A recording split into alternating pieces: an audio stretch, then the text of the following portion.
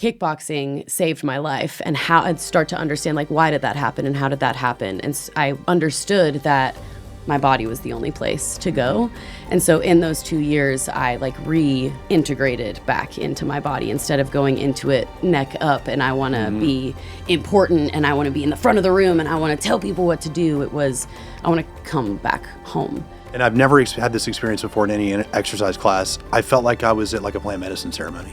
And it was arranged in a very ritualistic way and the lights were perfect, but there was also a DJ and we had some ecstatic dance. It was very experiential. And it was cool to see those modalities kind of merge. We did some yoga, and we did some strength training and some more CrossFit style stuff. And it was such a unique fusion of things. I asked you the question of how do you answer this question of what do you do? Because I've had a struggle of like, how do I describe, how do I explain it? You know, you don't really fit into one box, which is a beautiful thing. So Jenn, thanks for coming on. Thank you. First question, when you're on an airplane and someone next to you turns and says, so Jenn, what do you do? What's your answer for them? I like that angle in. I'm a personal trainer primarily, and I look at it from a somatic lens. So what does that mean, somatic lens? So taking the entire human experience and kind of infusing that into the workout experience. So what I've learned through my experience working out is that it can be used as a meditation and can be used to like get into the crevices of not only your body, but like your emotional worlds. So the crevices of your body and your emotional world. I love that. I love the use of the word crevice. That's deep and literally pun intended. Yeah, you know, I did a class with you. It was called Somatic Strength. What can you tell us about that? How did that come to be? Wow. I forgot that you came to class. Oh my gosh. Wow. It's been a long winding road of 4 months. It just like made me totally like stop and remember. Right. So that came to be from bringing together yoga and strength training and also understanding that most people hate working out. So I have tried to create a class that is for the people that think that they can't work out. So using like just music that keeps us dancing and moving, but also entering in a way that like helps the nervous system know that wherever we go, we will be safe and will be held. In the body. In the body. Yeah. So when I went there, I walked in and I've never had this experience before in any exercise class. I felt like I was at like a plant medicine ceremony. Like there was a circle and it was arranged in a very ritualistic way and the lights were perfect, but there was also a DJ and we had some ecstatic dance and it was very experiential, which is cool for me because I'm very much above the neck all the time. And exercise, yoga, things like that, it's hard to drop into the body and just like feel. And it was cool to see those modalities kind of merge. We did some yoga and we did some strength training and some more CrossFit style stuff. And it was such a unique fusion of things that I asked you the question of how do you answer this question of what do you do? Because I've had a struggle of like, how do I describe, how do I explain it? You know, you don't really fit into one box, which is a beautiful thing. Yeah. And what you said, that's like why I wanted to create Somatic Strength. And to me, Somatic Strength feels like a redundant phrase because strength training inherently, like where else can it happen but in your body? Right. But you just said it's been a neck up experience for you. And that's so many people. That's like having to rewrite the fact that we live here and this is just the like navigator or even just the lens that everything else informs. Yeah. How did this, like, what was your journey like to bring all of these elements together? Like what started first and then what kind of came later? What started first was kickboxing. I found there's a gym called Hotbox that's in Nashville. It's a great just cardio kickboxing gym. And that blew my world open to be able to learn a skill and do challenging cardio at the same time. It just like saved my life in so many ways to like have a hard, challenging place to go when things were hard. So that's where I started. And then all of the trainers there were so badass and just so like knew themselves and weren't like the typical fitness guru that's like all about macros and sleep and, you know, and all of those things are very important. But these trainers were like work hard, play hard, party hard, like just go all in to life. And so that was so inspiring to me. So I was like, I want to be like them. And so then I got certified and went all the way into the gym rat worlds for a couple years and then burned all the way out. And I was the head coach at Mayweather Boxing for a while. And that's like masculine energy. Holding pads for like men twice the size of me and just like teaching way too much, and crashed out, burned out, and stepped out of the fitness industry for 2 years and got my 200-hour yoga certification during that time, and also went down into like the pits of like existential dread and don't want to be here kind of energy. I've experienced suicidal ideation for my whole life. And so then I started to like remember that kickboxing saved my life, and how I'd start to understand like, why did that happen and how did that happen? And I understood that my body was the only place to go. And so in those 2 years, I like reintegrated back into my body instead of going into it neck up and I want to be important and I want to be in the front of the room and I want to tell people what to do. It was, I want to come back home. And so I spent 2 years figuring out like what my body actually like felt safe doing and how strength felt safe. And then at the end of that 2-year road, I had 6 months where I got to live with my parents and fully like shut out the societal responsibilities and incubated and came up with Somatic Strength as like something that's a conversation with the nervous system. I love that. A conversation with the nervous system. Yeah, a two-way conversation, which is good. Because for me, for a lot of my life, it was a one-way conversation, and I didn't know that it was even a conversation. Right, I wasn't exactly. aware. I just thought it was a doing. I just thought I was sick all the time, I thought I was miserable and unhappy, and it was just a constitutional thing. I have a big narrative in my life has been exercise as therapy or exercise as medicine. In fact, a lot of my relationship to exercise has been healing from the drugs that doctors were giving me, or the belief that I needed those drugs to be happy or well. And when they didn't work, it's awfully depressing when it's like you're depressed, this drugs will fix you, and then they won't. It's like, whoops, well, we got no answer. Right. And exercise made me feel so much better. And I for a while, I wanted to study the neuroscience of exercise because I just wanted to be like, why does this work better than antidepressants? Right. It beats, and antidepressants have never beaten exercise in a head-to-head trial. And there is also, I'm noticing a lot of that, the similarity in our stories of like, I'm sure that there's a neurobiology to how you feel after you exercise. I mean, we feel great after we do it, not before. We don't want to, it's kind of like an ice bath. Like, I don't want to do it, therefore I'm going to do it. Right. Because I'll feel great and later. That's a big part of the power of it. Right. Therefore, I'm going to do it because I don't want to do it. That's my mind trying to keep me sick. But there's also something that's, I think, more than biology, because I think there's part of us that is more than material. And it seems like you've touched on a piece of that where like combining kickboxing and yoga, or not combining them, but bringing both into your life, there's almost like a spiritual component to your relationship to exercise that I find very interesting. Yeah, absolutely. I mean, the kickboxing and yoga is like the masculine and the feminine. If you look at those moves slowed down or sped up, you're doing the same thing. It's just one is power and one is grace. Yeah. Exactly. And they both have both. Yeah.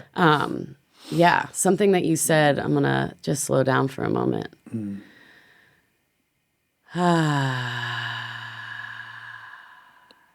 Yeah, pulling all of it into like one encompassing experience is like capacity building. It's like what you said, when you have something that you want, you should do, and you don't fucking want to do it, and you do it anyways, the trust that is built between you and you is unmatched. Nobody can, no medicine and no person could give that to you. And doing it and not telling anybody about it.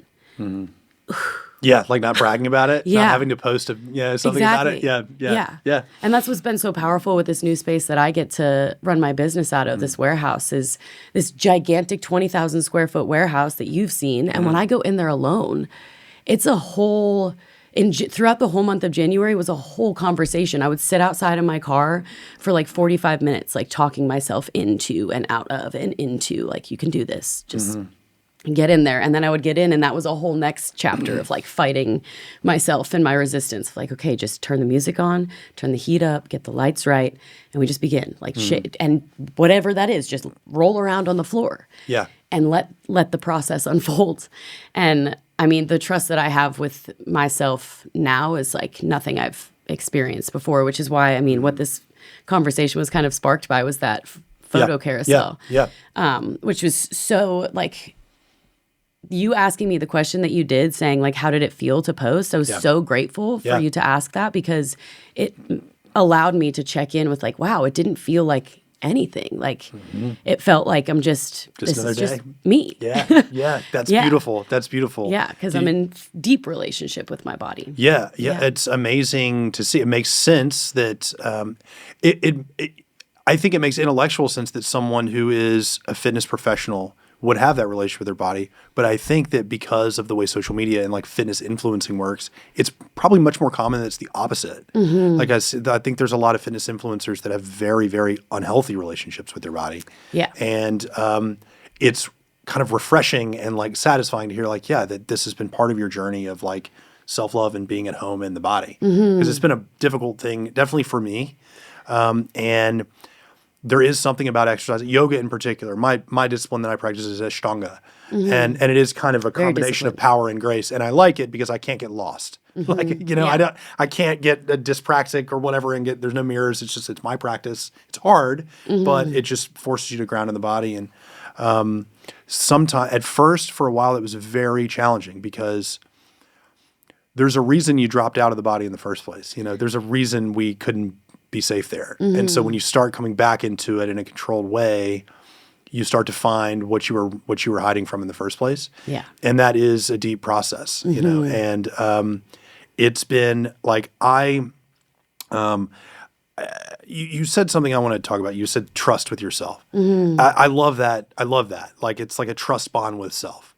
And for me, for a long time, I didn't have that because there was a lot of like self-abandonment. And I've got like these issues with autoimmune stuff, which I think is like a lack of trust in my body. That's how I've started to think of it, is like my body doesn't trust me to eat food that is good.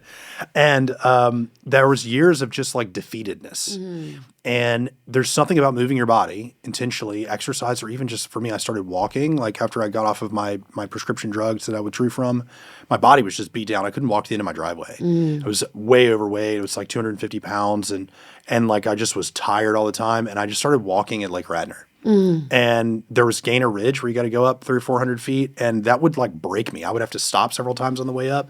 But I did it every day, at least once a day for like a year, unless it was like wet and closed or something. But some days I would do it twice a day because I was going through withdrawal. And I was like, my serotonin, dopamine, and all that were real messed up. I couldn't experience pleasure. And I would just get out in nature and do it. And after a while, it wasn't hard anymore. And so I started needing to have that next level of hard because of being like, hey, I can do this Gainer Ridge thing. Like, what else can I do now? Yeah, your capacity expanded. Right, your capacity. Physically it expanded, but really it was more like constitutionally. Right. Like the idea, my sense of self and what I was capable of, that capacity began to expand. And it's a beautiful thing. Yeah, I can see like there's something really magical about that, that I don't know another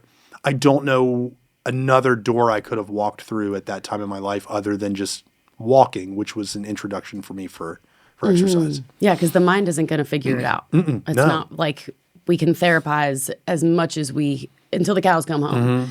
And walking and just being with your thoughts. Because walking that left-right is like the EMDR principle. Bilateral stimulation. Yeah. Without knowing that you're doing it too, which for me, because then I'd have to think like, am I doing it wrong? Right, exactly. Like, do you have rumination? Like, do you kind of loop and things like that, or do you have a history of that? Yes. Yeah. And so was that something that kickboxing was helpful with at first? Is that what you gravitated towards it? I think so. After like way later, actually, just recently, I discovered the like EMDR connection, powerful EMDR connection with kickboxing. But that's a big part of what helped. I was in a treatment center once. It's actually one here. I moved here to go to it. There was a woman there I think she was a therapist, but she was a martial artist. And she practiced Kali. Do you know that martial art? It's a Filipino martial art it's meant for knives, but they use sticks to practice. It's fighting sticks. And so you'll do left, right. You'll have a partner and it's left, right, left, right, left, right, left, Amazing. right. Right. And it's not high intensity. It's more than Tai Chi, but not yoga. But you have to attune to another person. You have to watch their movement and you're doing it. And the point is, and they make this kind of satisfying whack, whack, whack, whack, whack. And you can do like little things and it's kind of an art form. Well, it's like pad work with Muay Thai. It is, but it's, I think probably less outwardly violent. I think than like striking something with a fist. I imagine in a treatment setting there are probably people that would not be able to start with punching something. Maybe. Right. I don't know. Yes, but I've actually thought about wanting to get into like treatment centers with this kind of thing. Oh yeah. I mean, I think there's a huge there's so much rage demand in in the that world. process. Yes, there's a huge demand in the world, in the treatment world right now, for just anything other than CBT and 12-step work, and anything that's experiential, and that's a big value add. But I am curious about, like, I've done a little Muay Thai. I have the hips of a baby giraffe, so it does make things difficult. Which helps with that over time. I think over time it will. Like, it's in my socket. I've got a weird morphology on my femoral head that I learned from yoga, actually. But mainly it just, like, it was a little challenging at first mentally to just, like, to hit things. It's a weird thing because anger is one of these things that we just, as our society, I think we don't do well in this society with anger.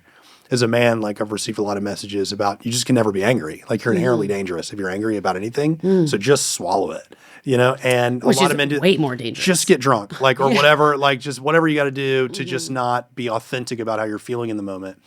And I think there's some of that for me that I run up against it with, like, doing Muay Thai or, like, hitting a bag or whatever is, I'm not supposed to be doing this. You know what I mean? And that's a good example of the kind of thing that, if you're in a treatment setting where you're learning to work with emotion, that's a valuable thing to come up with. I probably would have benefited if I'd started doing it earlier. Yeah. Yeah. And the ability to meet anger in Muay Thai and see that through is, like, that is the capacity building where you can, like, stay with it. And there's, pretty much all of my male clients say exactly what you say at first. There's a resistance to stepping into trying Muay Thai because of the fear of your own rage and your own anger, which I think is incredibly important to just look at and meet. Especially, and I think that's why I, as, like, a woman, and I'm a fairly, like, masculine leading woman, and that there's a power in that because I can help men feel nurtured and safe while also meeting that anger and, like, sending it back into the earth. Because when I'm catching pads, I'm not absorbing your energy. I'm a lightning rod to, like, put it back. Yeah. There's almost like a shock absorption of, like, receiving it, letting it go. Yeah. And it's that same thing. What was the name of the modality? Kali. K-A-L-I. It's that same thing of, like, we have to attune energetically in order for me not to get punched in the face and for us to actually, like, get somewhere, which creates a dance of it and a new way to, like, face your anger because it has to be seen through. Yeah. The bottled upness obviously ain't working. It's just, like, the thing is, it's like, what's the alternative? A lot of people, it's just not really discussed. During this conversation, I've been thinking about a show I've never really watched in a long time, Mad Men. You know that show? I haven't watched it. It's basically about the 50s turning into the 60s and, like, corporate culture and advertising. But, like, everybody smokes all the time. It was just the things that were normalized back then, just people smoking and drinking during the day all day. And the misogyny was just kind of unbelievable. And it was also one of those things where it's like, if nobody's else is living a different way, there's no one around to bring to light, like, that this is kind of not a good way to live. You know what I mean? And I think that's been, especially in family systems, when everybody in your family system obeys the same family rules, like anger is forbidden, let's say, that could be a family rule. No one knows that's, like, what else would there be? You know what I mean? Right. Yeah. What do we do instead? Yeah. I know. And so, like, these things and of course in my family, I remember when I was a kid, I was getting bullied a lot and I asked if I could do martial arts. And it was just like an absolute no. There wasn't much available in the 90s in Louisiana either. Right. It wasn't really until UFC kind of got big that it was a thing. And now something that I have, you can probably bat this down pretty quickly. I keep thinking, it's too late in life for me to build this skill because I think it probably takes a long time to build skills in, like, martial arts. Or am I wrong about that? Everybody's different. There is a humbling moment of the climb of the mountain, but you move your body. You have body awareness. You know how things work, so you would learn. I'm getting there. Yeah. I'm getting there. That's been a journey for me. I got injured in yoga a lot. I didn't know that when things hurt, that's not normal. Like, you shouldn't just keep going. Sensation versus pain is an important conversation. It's a very, can you tell me more about that? Well, especially in yoga, because there's like pigeon pose, for example, is an incredibly sensational place to be, but your knee can hurt, be in a joint, and like the pelvis, the shape of our pelvi. There's so many different ways. Like you said, your femoral head is connected in a way that most isn't, but there's so many different angles that the pelvis can sit in. So And that contributes to the way that we sit into pigeon. So an instructor can cue for you to have your shin parallel to the top of the mat.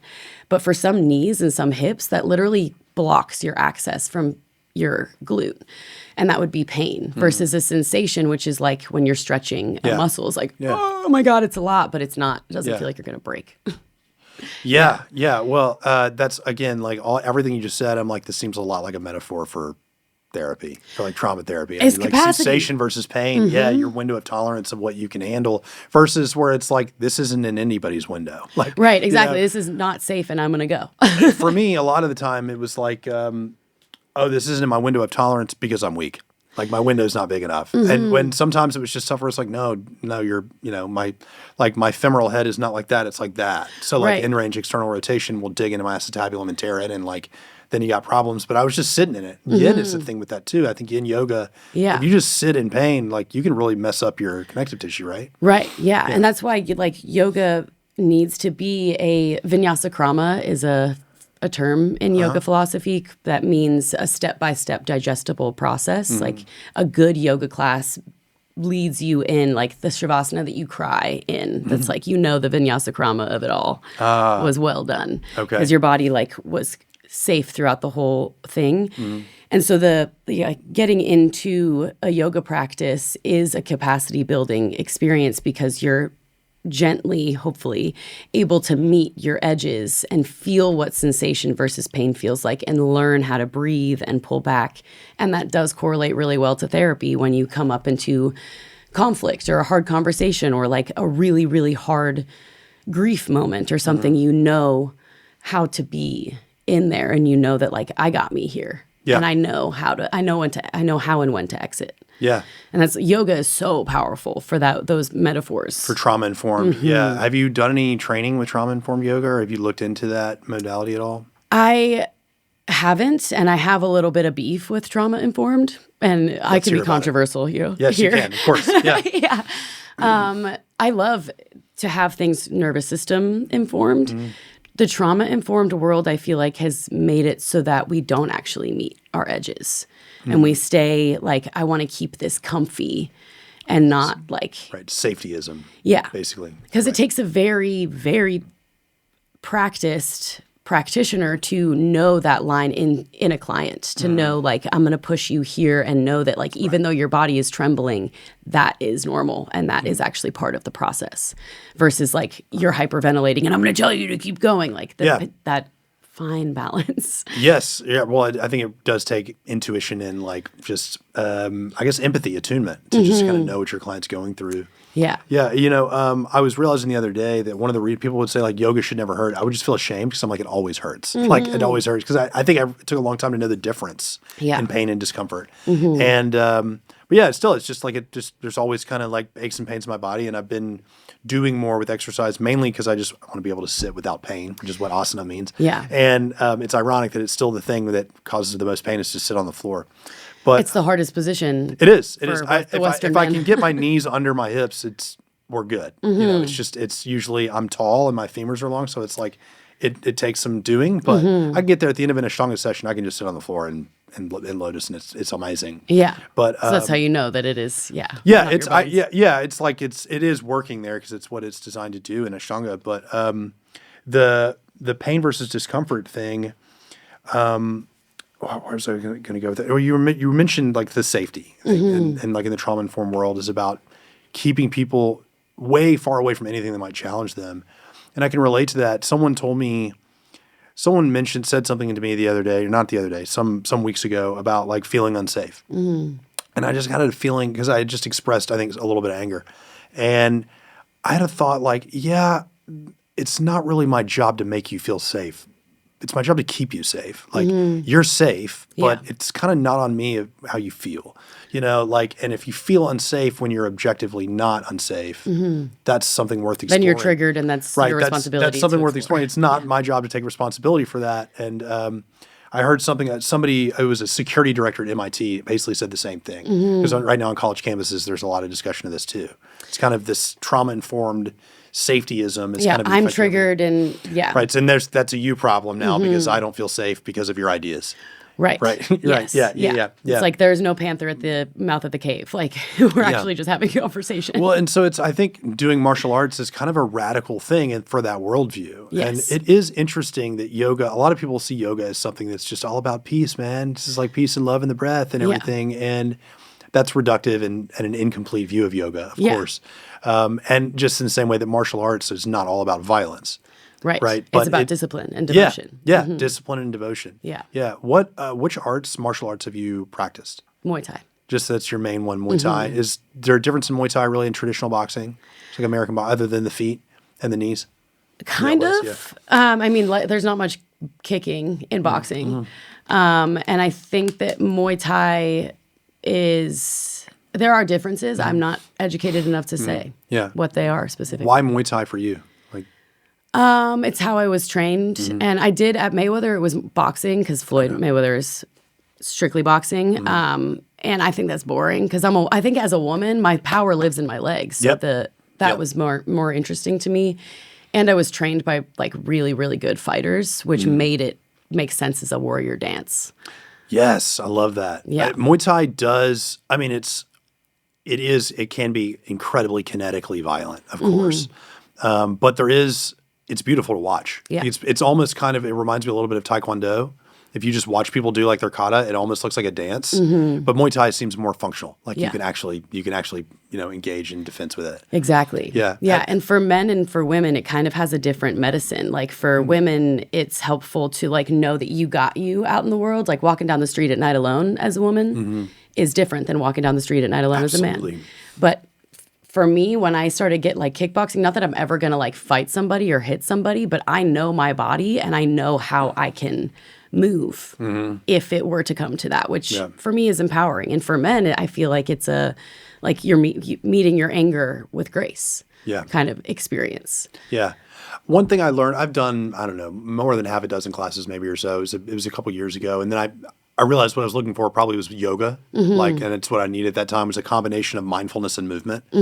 But the biggest takeaway I had from learning Muay Thai was how technical it is and how much strength was at my stage probably more of a liability because I would just try to just power my way through everything and it would be very ineffective. Yeah, if you just try to like go haymaker on shit all the time. You'll get one or two effective blows and then you'll be so tired, right? And that there is a way of like this idea of building a skill. It's one of the first things you mentioned that like I can build a skill while also exercising and training and strengthening my body. What does that mean to you? Like when you say build a skill, like can you explain what that means? I mean, you have to, like what you were just saying, you have to know how to do the thing in order to have it be fun. Yeah. So that kind of skill building, the more attuned my body got with the skill of Muay Thai, the more fun and more cardio I got. The harder you could work. The cardioer. I got it. I love it. I love it. Yeah. And what I always said when I was working at Hotbox a lot and like helping people understand the value of those classes, like it's a great way to trick your body into doing cardio. Like when you're out of shape, it's the worst thing in the world to do cardio. To go on a run, are you kidding me? But if you're learning a skill, you're just doing something hard and you happen to be out of breath. Yeah. Yeah. And then all of a sudden, 3 months down the road, you can go for a mile run and you feel like a brand new person. I know. Yeah. Yeah. That was for me. I started, I've had a history. I swam when I was much younger. And then I would like lift weights. We do like bodybuilding style stuff because I was very, very thin when I was younger. And then on the other side of 30, in 15 years of not working out, I was not thin. And, walking was like really hard. I started lifting weights again just because I was trying to lose weight. And so I was trying to maintain muscle. Which is really the most effective way to lose weight. Right. Just lift weights while walking. And just kind of controlling your calories. And I did it. I took a very science-based approach to it because I like to overanalyze. And that's part of the fun for me was the data-driven element of it. And looked at how bodybuilders do things because they literally have it down to a science. And I got kind of bored with it after a while, to be honest with you, because I was like, I'm not learning any. But there were skills like doing the movements of like resistance training. There's skills, but I just got bored with it. And I'm like, okay, I'm going to do the same thing, but a little more of it next time. Like there was no variety. And so I think that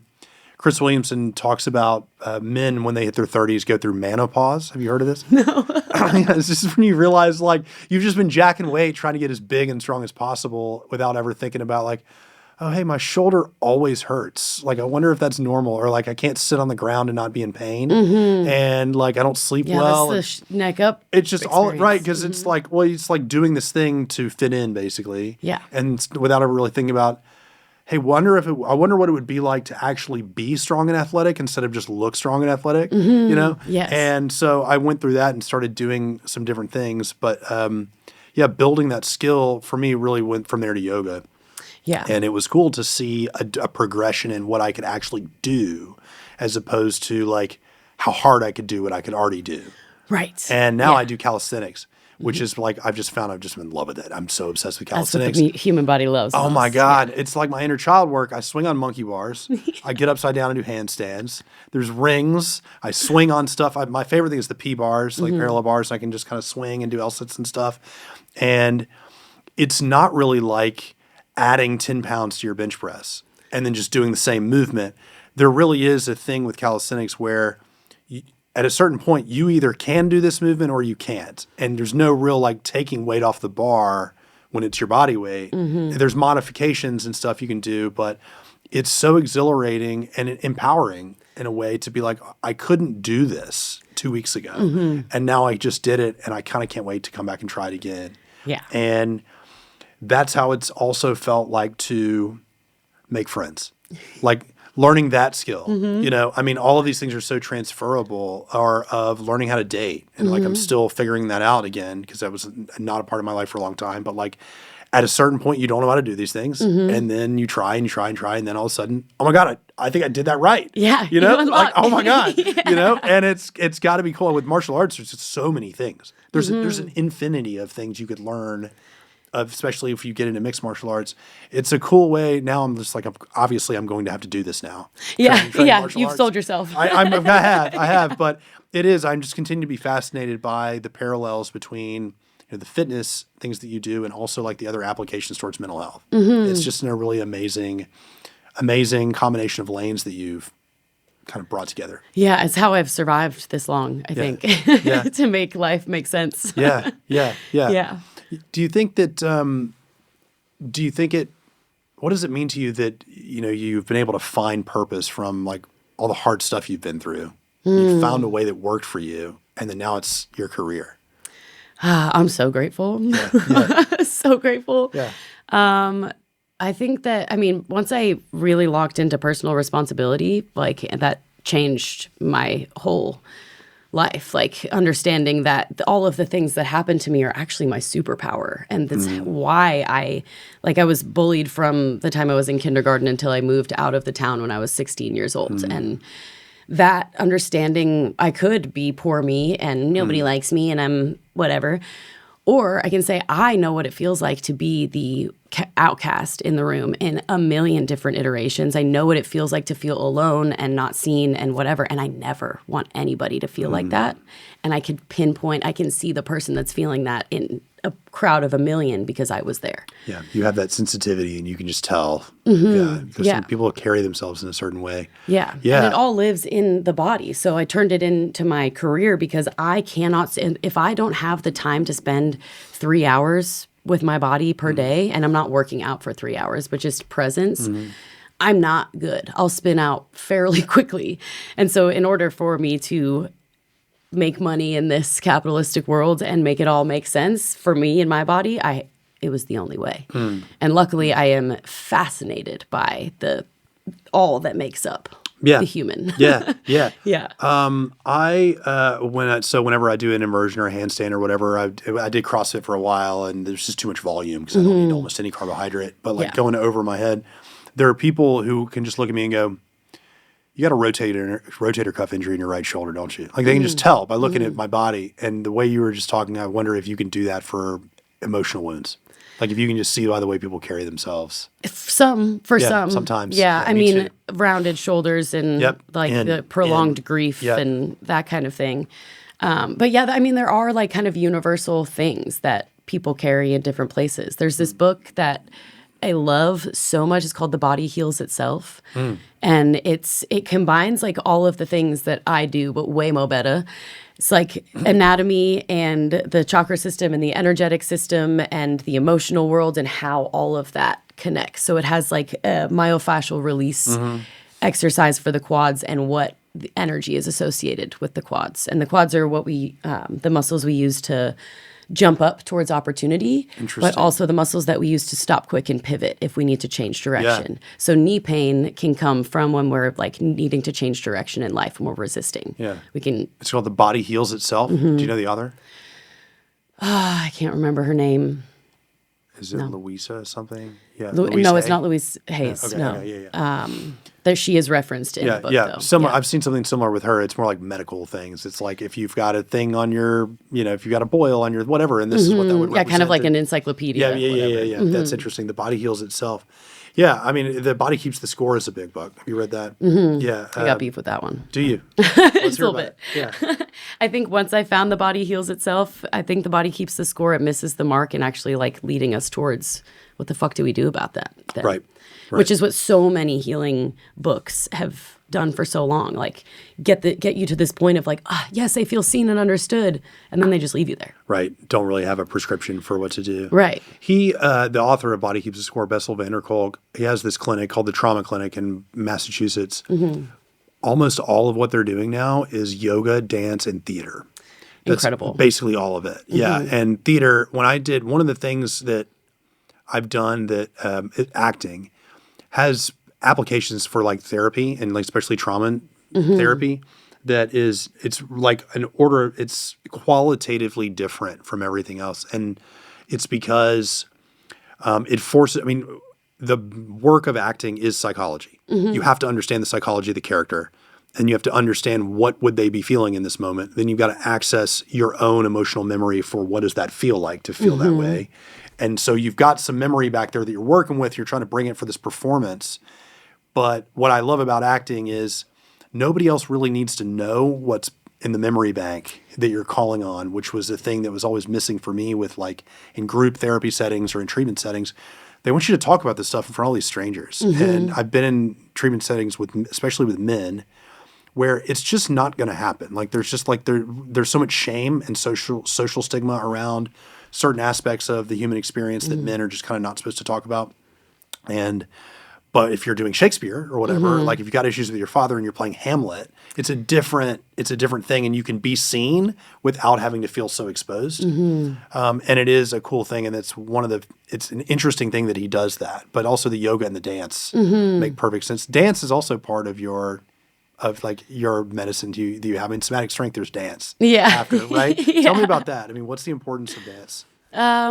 Ecstatic dance. You've done ecstatic dance? Yeah, it's life-changing. Life-changing. I couldn't dance in front of people, and then I did. Yeah, and no it was talking so liberating. rule, and it just changed my life. Absolutely, and no alcohol too. That helps. I quit drinking years ago, and like, if I knew I had to dance, I would just get blackout drunk to do it. Like, I would just the only way I could just calm the overwhelm of my nervous system.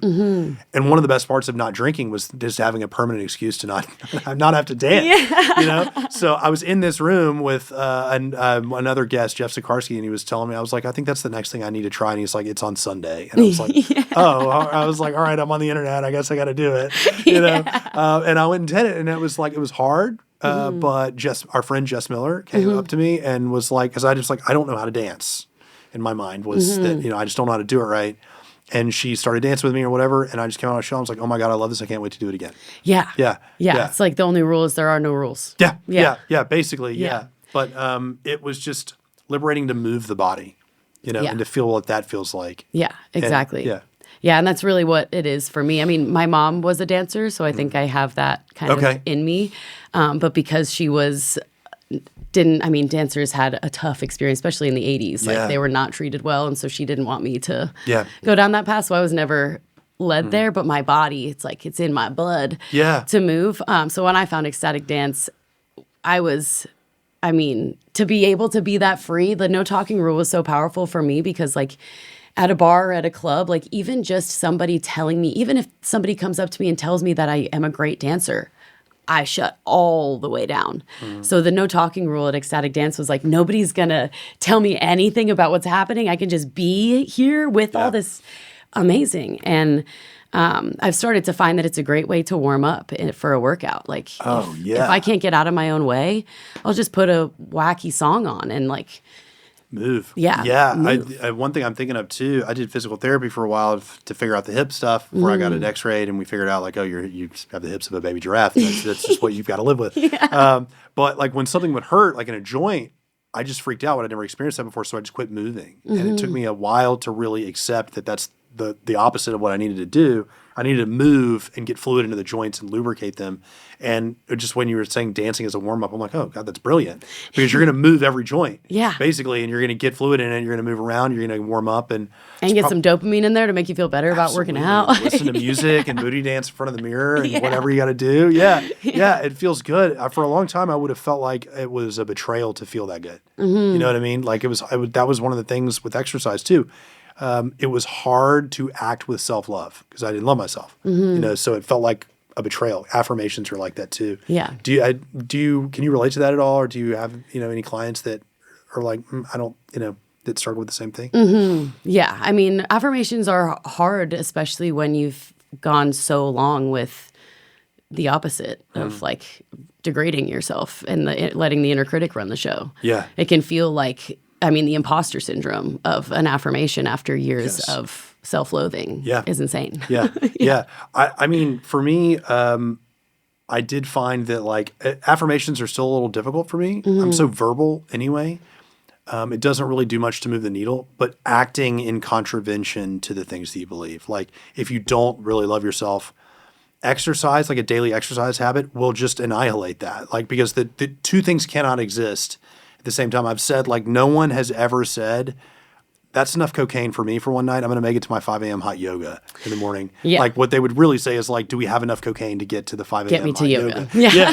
Like, but like, you know what I mean? Like, and then if they showed up, it would be terrible. But like, you know what I mean? It's very hard to have both of those habits in your life because at an identity level, like both things can't really coexist. You either love your body or you don't. And for me, I was just, mainly just, I needed a reason to get out of the house for a while. And I knew that I felt better when I exercised. And after a while, it's just like, I've come to love my body, and it's the center of my mental health is built on it because it is very hard to make self-destructive decisions when I've got this project I'm working on here, that is really important to me. And I'm like 3 years into building it. Yeah. It's like, so like nicotine or alcohol, it's like, ooh, and like, no, Yeah. Yeah, for sure. I do indulge in a little nicotine. I ain't going to lie to the people. Yeah. Do you use it as like a cognitive enhancer? Like to use it, or do you just kind of enjoy it? I guess so. I have ADHD, so it does. Do you focus? It focuses you? What kind of nicotine do you use? The bags of like loose leaf tobacco I roll. You'll roll a little bit of ganja. A jazz cigarette. Yeah. Got it. A jazz cigarette? Yeah, I never heard that term. Spliff. Yeah. Okay. Yeah. Cool. Yeah. What about? To be more honest about that, Yeah. No. I mean, what about cannabis too? Does that help you with recovery, or is it good for mental health, or? Definitely doesn't help with recovery. I would imagine. But it's good for mental health. It keeps me. I run my own business, and you understand this. Like there are many hats to wear, and so it helps me put all of the hats. Yeah, all of them. It helps me put the different hats on. Interesting. Yeah. Are there particular hats that are easier to put on with it? Yes. Yeah, definitely the financial team does not do well with spliff beforehand. Doesn't do well. Doesn't. Right. Yes, okay. exactly. Yeah. Okay. You're not surprised. No, I know some people that are accountants that are just committed stoners, and they will have to get high. And that is bonkers nuts, crazy wild. Now, here's the thing, though. I mean, if anything could make accounting more durable, like doable, I guess it's like it's so boring that you have to be so high to do it. And I'm like, maybe pick a different career, but it's just like it's what you want to do. Everybody's got something. So that's not good for that. But do you use it for anything? Do you have any creative tasks or things that you do? I mean, I do a lot of video. I do all my own marketing, so video work. And your video work is great, man. Thank you. I love it. Your aesthetic is very similar to mine. You make lots of use of shadow. Yeah. And I do too. Like shadow is kind of a motif in my art. Like it means something, and I'm not 100% sure what it means to me, but like I like it. Shadow is what makes light, which is what makes light interesting. Yeah. Because if you have no shadow and it's just light, technically it's just a white smudge. Right. What you're looking at. Yeah. But like it's just kind of like every really underwhelming photo I've ever seen. I'm like, there's no contrast in it. And you have this very moody, vibey aesthetic, which I find interesting. Yeah. Yeah. Well, it's interesting that just kind of, it's weird of whatever we think is aesthetically pleasing. I think probably has a lot to do with like our internal emotional state, but we don't really know it. Like, I mean, I like the things I like, and I'm like, I'm sure there's a connection between that and this other thing, but I don't see that connection. Yeah. Anyway, I mean, you reflecting that to me, I don't intentionally do that at all. Like, I don't think about shadows. You like what you like. Yeah. Yeah. You like what you like. You like what looks cool to you. Yeah. But it makes sense in like the way that I live life. I have lived a lot in the shadows. Yeah. Me too. And I've had to work for the light. Me too. Right. But there's also something empowering about being able to work with the shadows. Yes. And to be able to make them beautiful. I think that some of that is for me wanting to make things that have been the darkness, wanting to make the darkness of life into something beautiful. Yeah. And there is a reclaiming of our experience. Absolutely. Yeah. Dark doesn't mean scary. Doesn't have to. You know, that's kind of the narrative. We get to determine that. You mentioned something earlier I've been wanting to come back to. When you said when you found personal responsibility, it kind of changed everything. Could you elaborate on that? Yeah. So I did my 300-hour yoga teacher training last year, and going through the sutras the sutras is it's responsibility training is really how I see it. It basically says like, the first sutra is, if you are in a trajectory of your life that you don't like, if something's happening in your life, there's no other time but right now to find a mentor, find a resource, find something, and go do the thing. And then the unfolding of the sutras is like, and you continue to come back to self-reflection. And if I'm doing this thing that I know is out of alignment, I understand that my life is going to be trash until I find alignment. And it's just a million different iterations of that. So going through that training, every single sutra we would hit, it was visceral how triggering each one was if I was out of alignment in a certain way. At the time, I was in a relationship that was long due over. And so anytime we would come up against, like, once you see the thing and you don't do the thing about it, you're going to suffer kind of thing, I would, like, kind of break. There's like a spiritual inevitability to it. Yes. Yeah. The suffering of lack of responsibility is inevitable. And then so that training helped me end that relationship with not a fuck you, I'm going the other way because you've done this to me, but I'm so grateful for where we've come and how far we've walked, and our path has now come to a completion, and I'm going to take the responsibility and go this way.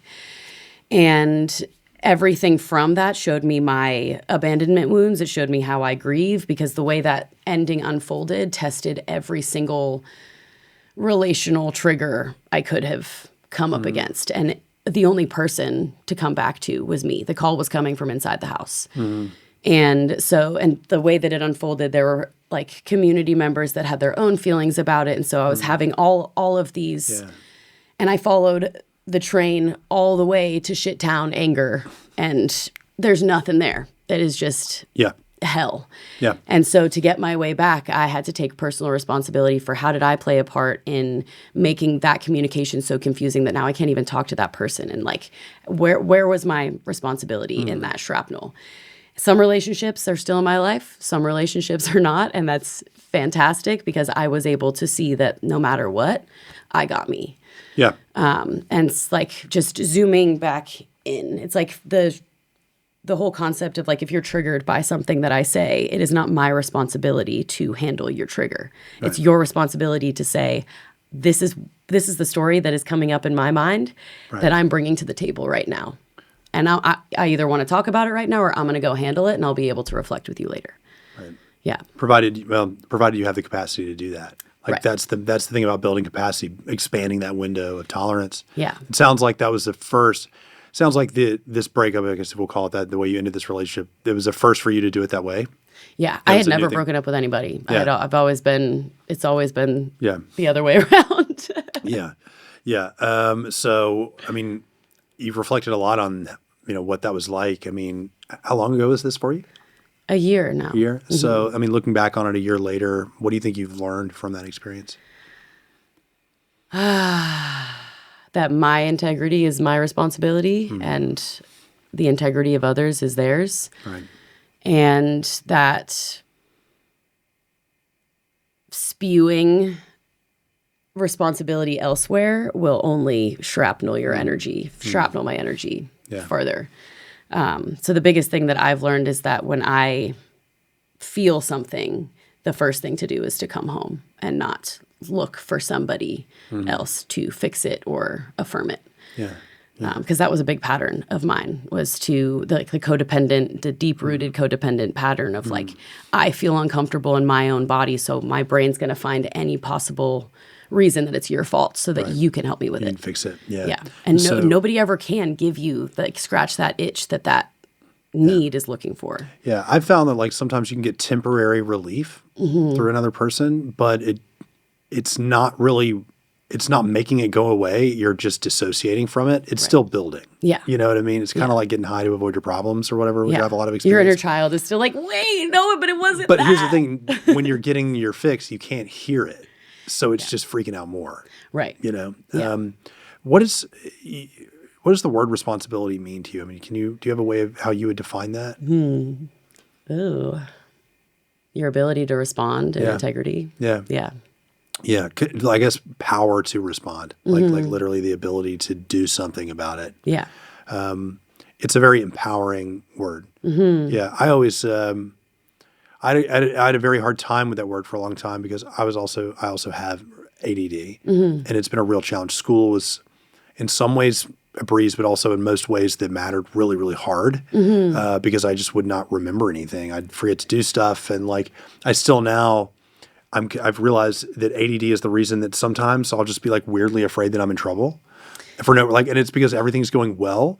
And when you're a kid and you have ADD, you walk into an ambush without even knowing it because you don't even remember about the thing that you forgot to. You didn't forget because you technically weren't paying attention in the first place. So there's no memory in there for you to not have access to.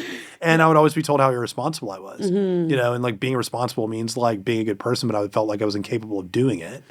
So it was a hard word for me to really learn until I finally realized like it was more like control over my own life, control over my own behaviors. It's funny how responsibility was a triggering word for me and control was not. Interesting. It was just the relationship I had to those words. Because when you have somebody controlling the path, then there's less to remember. Yep. And it's like, I'm in control of my life. Yeah. Well, and also there was a big realization I had at one point that so I mentioned I couldn't walk to the end of my driveway, and the therapist I was working with at the time, he got me to start taking cold showers. That was literally like when I first was able to get out of bed after I went through a long withdrawal for about 4 months from a prescription psychotropic medication, and so I grew this beard because I couldn't shave or bathe or whatever, and I just woke up and I had this beard, and I figured I would keep it. I mean, it's great. It's great now. I mean, I just got it trimmed the other day. It takes 45 minutes to trim my beard and 10 minutes to do my hair. Incredible. But it's I love that fact. It is. It's true, but that's just how it works. And I put probably more products in my beard than a lot of women do in their hair. But so all of that changed, and I was just like, oh my God, and just basically overnight, I could get up, and it was things were brighter and just things started to break, and I made my bed. I just woke up one day and I made my bed, and I was like, oh my God, what did I just do? I'd never done that before. And I told my therapist, great, now you should start taking cold showers. And I was like, why? Because Huberman was a big deal at that time. He is still now, I guess. But the cold water thing, and I was like, what's the point? And I thought he was going to give me some neurobiology explanation. And what he said was, it'll help you build grit. Yep. You'll just be able to get to do hard things. 30 seconds of just cold water. And it was hard. It was a hard 30 seconds. Yep. Showering every day was actually really where I should have started. And it was a way of getting me to shower every day because hygiene was I was too depressed. There was no way. And from about that time to 4 months later from there, I summited a 14,000 foot peak in Colorado. It's called Quandary. It's the easiest of the 14ers. But what he said was, you should do Quandary. Quandary's easy. Quandary's not easy. It's incredibly hard. It's just the easiest one of the 14ers. Half of them are impossible. But I did it. And it was it'll probably take you about 4 hours. It took me 7.5 hours to get up and come down. And I got charged by a goat at the summit, which was cool. I got it on Best video. Part. Got it on video.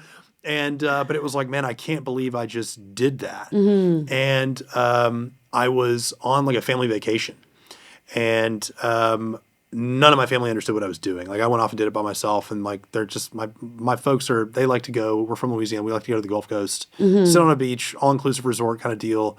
And I'd been pushing for years. Let's do anything different. They went to Breckenridge, but I'm still the adventurist in the family. And I tried calling and FaceTiming them because I got perfect reception up at 14,000 feet. I called FaceTimed all these people, my friends, family, whatever, and nobody answered. And I was like so mad that no one was like happy for me or proud of me or didn't understand how big of a moment it was. And so I was on the way down. I was just pissed off at everybody else. And it's a long way down to think about it. It's not as long as the way up, but it's a long way down. And I just kind of realized like, hey, no one's coming to my rescue. Like I did this for myself. I don't really need other people's like validation that this was an important moment. If they don't get it, they don't get it. Maybe they'll never get it, but I get it.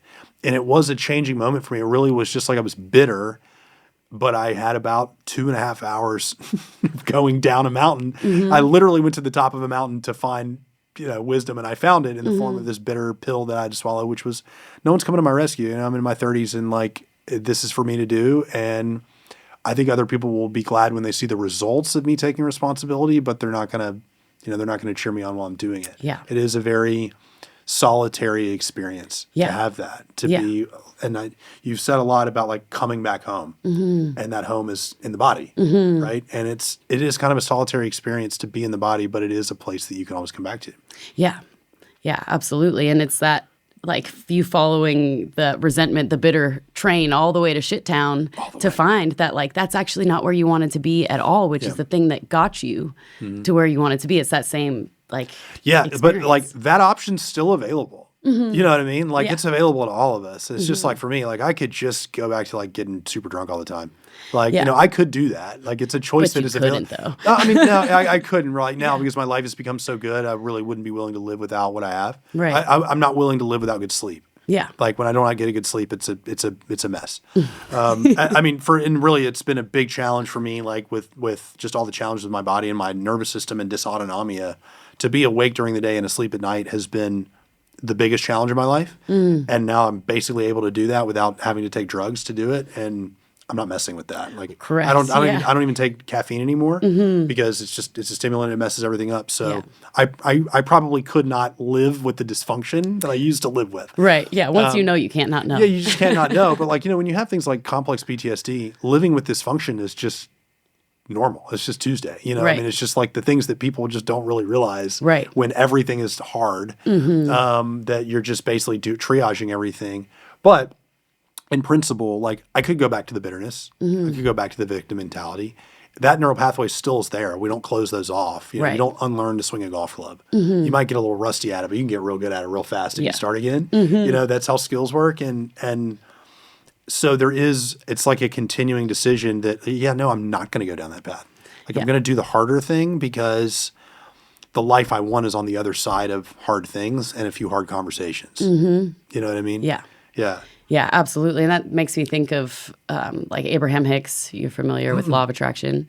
Oh, I do know of Law of Attraction. Yeah. And Abraham is like Esther Hicks channels this like being named Abraham. There's many videos on YouTube and books and whatever. Okay. But basically it's along the same lines of personal responsibility and focusing your thoughts and choosing your thoughts and then seeing from that like how your reality unfolds. Is that like we have the power to choose to go down the shit train, or we have the power to go towards our dreams. And it takes, what they say is it takes just 17 seconds for a thought to pass if we don't cling to it. So if some whack-ass intrusive thought comes into your mind, if you have the capacity and responsibility to even set a timer on your phone, 20 seconds, and just focus on your breath, that thought will disappear.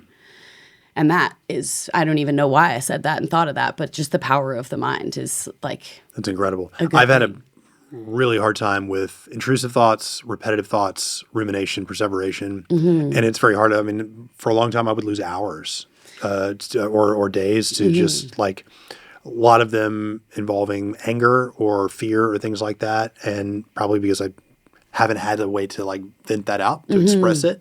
Yeah. Do you think there's a difference between venting something and like processing it, expressing it? Yes. Yeah, you do? Mm-hmm. Can you tell me more? Venting is without the goal of a solution. Yeah. And processing is like in hopes of gaining deeper understanding. Yeah. Yeah. Venting has no responsibility. Yeah. Yeah. I think like I've come to realize that too. There's some people that like, they just want to vent. Yeah. And I'm like, yeah, but here's the thing. The stuff you're venting off is the energy that's supposed to tell you to change. Yeah. You know, like if you could just turn that mirror around. Yeah. Quick. It's like you want me to carry it, you know, so that you can feel better about it. But you're just going to be back here tomorrow or in a week. Yeah. Or the next time you have the same pattern come up with your relationships or whatever. Right. And yeah, it's hard. And venting comes through the mouth to, you know, it comes from talking. Yeah. Whereas I don't know if you did it energetically in the body, if it would be the same thing. I mean, letting out a steam vent through the body, if you have like irrational anger, it's way better to let it out through the body than through the mind. Yeah. Yeah. I wonder if anger can ever be irrational. I'm not sure if any emotions are actually ever truly irrational. I think it's the anger can be fear confused. Yeah. Yeah. Yeah. Well, I get that. That makes sense. Anger was situationally incongruent is what I would say. But like if you understood that person's life experience, it would always make sense. You know, even if it doesn't make sense to them, like, because anger doesn't come from nowhere any more than joy or fear or whatever. It's just that where it's coming from is not necessarily what's happening in the room in that moment. Correct. Yeah. Yeah. Anger is the most peculiar emotion because of that. Like joy doesn't come from. Like you can pinpoint where joy comes from. That's a good point. Yeah, but you usually can. It's unusual that you'll have joy flashbacks. I love when that happens. Like when it's usually jokes that I tell myself that come back into my brain. You'll remember. It's like, that was a good joke, and it was a great day when I came up with that. Yeah, I do too. So cool. I do too. Well, the benefit of like living your life on the internet is that you can go back and recount those memories. You document the fun. You can. You get to curate your life and everything else. Yeah. Why do you think anger is that peculiar emotion like that? Do you think it's just because it's socially taboo to express? Maybe. I don't know. Maybe, yeah, because it hasn't been given proper space. Because there's so much, because it is the biggest emotion. It's big. It's got a lot of space to take up and shall. Yeah. But can also do a lot of harm. Like anger has cost lives. Of course. Yeah. I mean, it's the one that I think one of the ones, we have these forbidden emotions we put in our shadow. For me, like anger and sadness and guilt have been like three that have come up recently where I've been like, oh God, I've got issues with this and I didn't know about it for years of doing like trauma therapy and somatic experience therapy. It was one where I literally learned what emotions were by locating them in my body and just kind of deducing, well, like based on what was said, this feeling here must be shame. Yeah. It's fascinating that it works that way, but it does. When you have alexithymia and you don't know what you feel, that's how I did it for me. But anger is one where it's a whole body experience. And it does feel like, and I think a lot of men feel this way too, is I'm just afraid of what I might do. If I allow myself to feel it, I'm afraid I might hurt someone or myself or whatever else. And it seems like a more moral choice to not take that risk. And maybe in isolation and like in this particular instance, that might be okay, like in the moment. But over time, like the cumulative effect of always erring on the side of let's do the safer thing, you end up with all this anger. And I feel like it's got to have somewhere to go. And when you're a child, like if you can't really be angry at your caregivers, your parents. So like you just directed it on yourself. Freud said that depression was anger directed at the self. And that makes a lot of sense because a lot of depression is a lot of self-contempt. And it's an interesting emotion that it's kind of got this, it's like a peculiar one. It's a good word for it. Yeah. Yeah. Yeah. And I think it's requiring a new conversation. Like, I feel like men would be less scared of what their anger could do if they were able to meet their rage in a container. Yeah. And know, like, if I were to punch somebody, this is what it would feel like for my body, and that's the impact that it would have, based on punching a 150-pound bag or whatever. Yeah. Do you think that I've heard that a lot of, like, fights that happen with men are just men that are scared? Like, they're just physically afraid in that moment, or they've never been punched in the face before or whatever, and they don't know what to do. Do you think that's true? Yeah. Yeah. I mean, it's all fear. Yeah. Anger, for the most part, anger is fear. It's not actually that you're mad about something. It's that you're scared that you're like not able to get your need met. Yeah. And it's like you're mad because you're scared. Yeah. You're mad that yeah. So scared that you're mad now. Yeah. Because that's, I mean, it's safer. It's way safer for the body to be in anger and to be in fight mode versus scared and fawning or, freezing. Do you, like after, when you work with your clients, do you ordinarily do you have I hate to use the word post-mortem or like almost aftercare, like after a session to just kind of talk through what came up emotionally or? Yeah. And each session, especially ones that are more emotionally charged, are different. But we always ground it back down. And oftentimes it's that like clients will need to come in and just like get everything out verbally processing wise. And then we'll move into the body. And by the time we get through with the session, there's nothing left to talk about.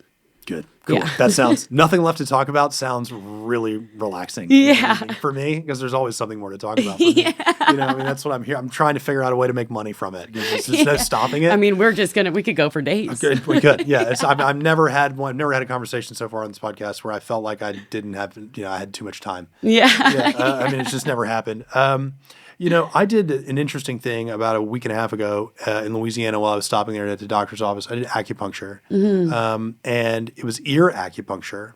Interesting. And it was interesting. It was a particular technique called nada, which I just loved because I was, very much into the idea of nothingness, the idea of zero. There's a kind of yogic meditation called shunya. Have you heard of it?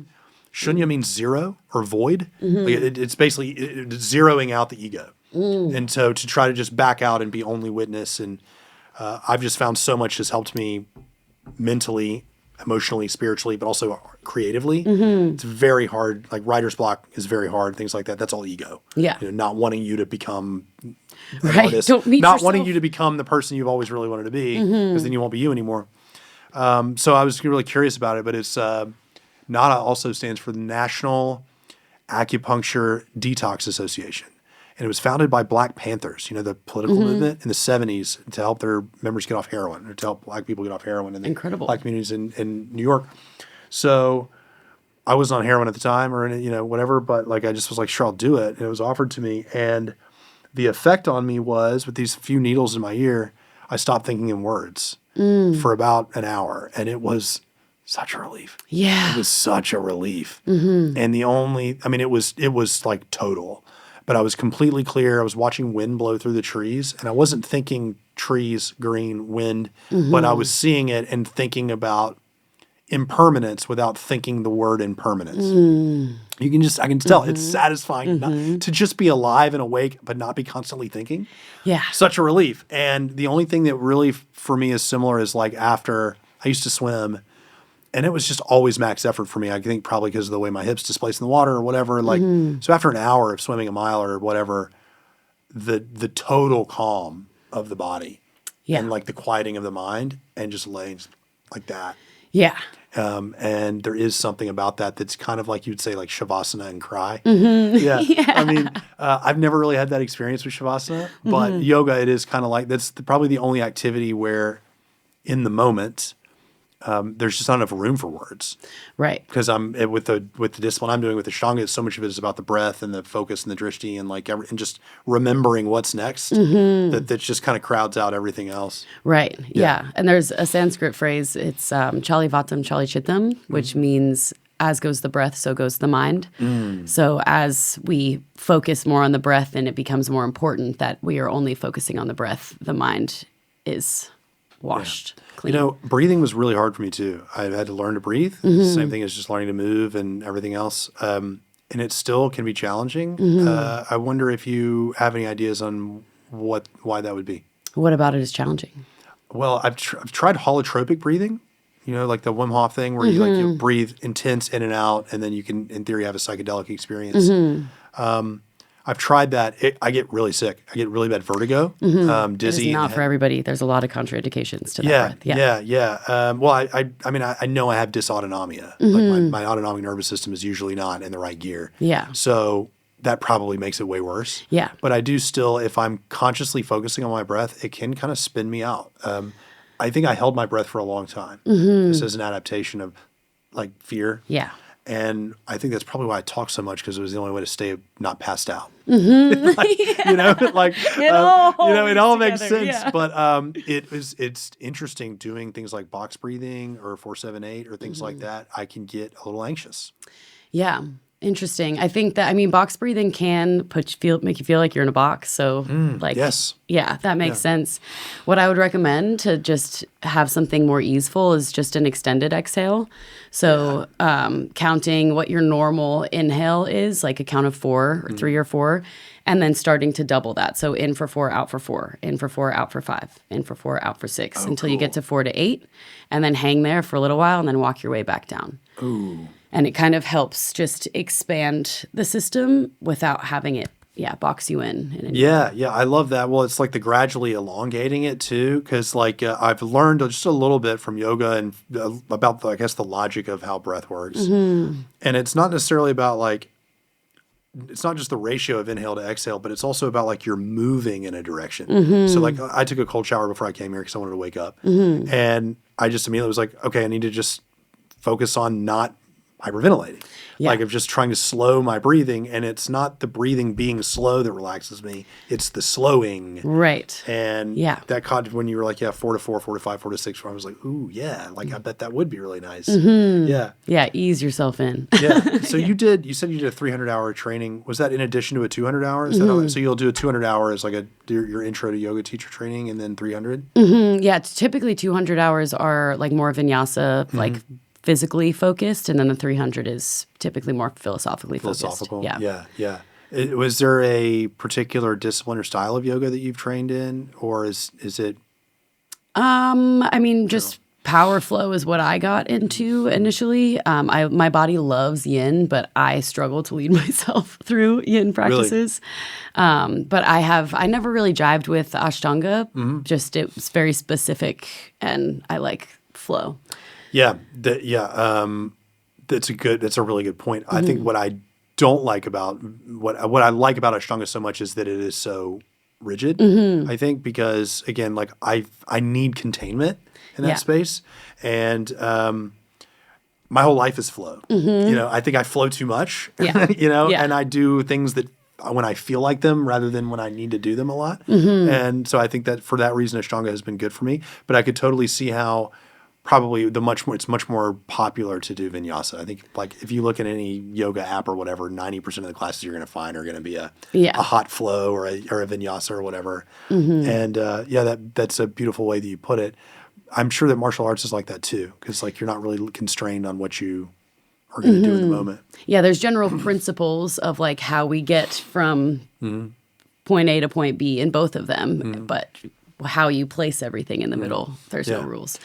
Do you think that between martial arts and yoga, would you say they have basically a comparable emphasis on breathing?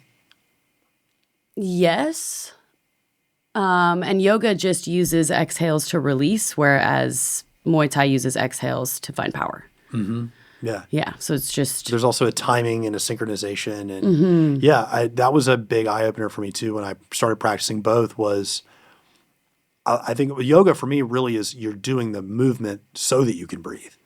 Almost it was a reframe of the breathing was supposed to make the movement easier at first is what I thought, but then I realized later no, I think I'm doing this movement to challenge my breath, to challenge myself because with Ashtanga it's that's most of the discipline for me is remembering the whole point of me doing this hard thing that's kind of uncomfortable is to not hyperventilate while I'm doing it. It's to learn how to breathe not when hold I'm my uncomfortable. Breath. Yeah. And I find it really interesting to play with the timing of your breath, letting the breath inspire the movement in yoga. So breathing first, it's when you're doing cat-cow, letting your inhale and then you move your spine, letting a different part of you lead. That's interesting. Yeah. Mm-hmm. Oh, I'm definitely looking forward to trying that. Yeah. It's cool. I'm glad you used the word inspire because a lot of people don't really think about the fact that means to breathe in. Right. Yeah. And expire means to breathe out. Yeah. So you want the breath to inspire the movement in yoga, which actually ultimately helps your system understand how to breathe in those challenging places a little bit more.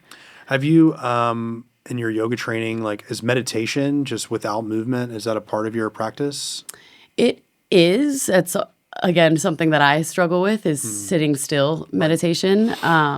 But it is crucial. I have a sauna now in my little apartment, like one of the stand-up saunas, and that I call it my timeout box because that's where I'm able to just sit in silence. I'm glad you have a good relationship to that idea of a timeout box. It's super hot that you get it. It's like get in the hot box. It's like you're not punishing yourself. It's just okay, good. All right. Yeah, I'm just gonna be with myself, and it's the easiest place for me to fully immerse in just nothingness. But I struggle to just choose to sit in meditation. I think, all of us do. Our minds, there's so much going on. To just like choose stillness is wild. But that's what the vinyasa practice is for. You get it through that. Yeah. Shavasana, everything that we do is actually just because we're trying to get to Shavasana. Yeah. I get it. And do you find that like when you're in a practice, like when you're actually going through the movements, does it focus your mind in a way that is meditative? Yeah. Yeah. And you self-lead, I assume. Like you're leading yourself usually. So I imagine there's like an extra component of concentration on the process of what you're doing and why and where it's going to flow next. Yeah, which makes I am kind of longing for right now finding a studio or a place that I want to enjoy going, because to be led, especially as a facilitator, is an important experience. Yeah? How so? Well, I recently, a couple weeks ago, took a yin class from someone else, and literally just like simply being guided to get into the very first position on our back, I teared up because my body was just like, I'm good. I don't have to dictate. I don't have to think about it. I'm going to be put where I need to be. Yeah. And the emotional experience that was like a big loud, we need this more. Like I need to feel held, and like I'm not working my way through something on my own. Having to do everything. Yin is like the female side of the art, right? It's the feminine long side. poses. Yeah. But the word yin basically is like yin is the kind of the female, yang is the male, right? It's interesting that you found that experience there, because I've thought a lot about recently just the difference between how we view masculinity and femininity, and it really the archetypes of the divine feminine and the divine masculine. And I'm very interested in it with my art and just with a lot of things. And problems of modern masculinity are definitely something that I'm thinking about a lot. And I think that the way our economy works now, that requires everybody to just be working and hustling and having a side hustle and everything else all the time, is challenging for everybody. But I think it falls particularly hard on women to just be doing all the fucking time. Yeah. And I can definitely feel some of that with your business that you've got going on. You do have to do everything because no one's coming to your rescue. Yeah. And if you don't have anyone to pay to do it, and that's where I think the satisfaction comes from. But you're just carrying all the time. And then also when it's like your spiritual practice, your personal mental health practice, to have to be deciding all that too, it must be an extraordinary relief to just have someone else, especially in a yin practice, say to just, I've got you. Yeah. I can tell you what you're going to do. You don't have to think or make any decisions. You just have to lay there and just do it. Just follow the sound of my voice. Yeah. That's beautiful that you have that. And it's important too. It's almost kind of like therapists need their own therapist. Right. At some point you got to have someone else just be able to figure some stuff out for you. Exactly. Yeah. Because recently I've said a lot, like my executive function muscle is fatigued because it's like the call in every respect is coming from inside the house. But I know that like I have a desire to have a homestead one day and like have like a wellness center and like dojo and everything in the same place. And I know that the work that I'm doing right now does not even compare to what it's going to take to make that a reality. So you're doing this work so that you can do that work. But your capacity will expand. Exactly. It would have to. Now. Yeah. That's what you're doing. You're strengthening a muscle. You're growing that muscle. Yeah. I've learned a lot about it. I started meditating. One of the reasons I decided to move here was there was a meditation center, Wild Heart Meditation. I love Wild Heart. Yeah. It was just nice. Like I wanted access to anything other than Christianity, which is where in the milieu that I was raised, that was all that was really, really around. And was very interested in meditation, wanted to learn more, but didn't have access. And I practiced there for a little while, for about, first year I was here. And then I kind of moved more towards Zen meditation. That was where I was at when I started martial arts. Because like Japanese martial arts are a very Zen art. Like there's Budo and things like the idea of just, the art of war, basically. But Zen is very empty. Like Buddhism is very empty, literally. Like you're emptying the cup of the mind, and it's about emptiness, and that's nice. It's an interesting way to start, but like I wanted more content, and the reason I started practicing yoga was I was recommended to go to a Kundalini class so many times. I'm like, I'll do it. And I show up in like it's my workout clothes, expecting to like just do a whatever. And we just sat on the same spot and just breathe. And it was intense pain. It was just painful to sit and cross-legged pose and sit up and breathe. And I was so overweight and tired. But like, I think it was so painful that I just started tripping out. Like I had a full-on psychedelic experience in this office park on a Tuesday. It was wild. Like it was so wild. And after, I was like trying not to laugh. And afterwards, the people that were in there, I was having tea and they were like, I was like, so I hope y'all weren't offended. I hope you didn't think I was like laughing at you. And they were like, yeah, that's exactly what we thought you were doing. And I was like, no, I was tripping. And they were like, oh yeah, like a lot of people will go years of doing this without doing it, but you did it the first time. And I was like, yeah, I'll give it a B-. Like, I was like, yeah, but just, it did show me like, okay, there's a there on the other side of this. And like yoga, the world of meditation and yoga is so diverse. Like for me, I found Buddhism was mostly about one or two concepts and ideas and just, that's it. But the thing that I found so fascinating about yogic styles of meditation is they're not based on emptiness, they're based on focus. Yes. The concentration. And there's a lot of different ways. And as an ADD person, that's just catnip. Like, wait, I can learn to focus? Great, let's do that. Yeah. And there's a lot of different ways to focus. And like focusing on the body is kind of what the discipline of Hatha yoga is. And that's a really cool thing too. But there's another practice I've been doing lately that I'll recommend, and it's called Tratika. Do you know it? Yeah. Yeah. Do you practice it? Yeah. Yeah. I look at a candle, and it's the easiest way. I'm a visual artist. I look at photographs all day. I've done neurofeedback that has helped me I can literally pay attention to a screen better than anything else. My brain's been trained to do that. But I just will look at a candle and stare at it with an open eye or I'll look at a yantra.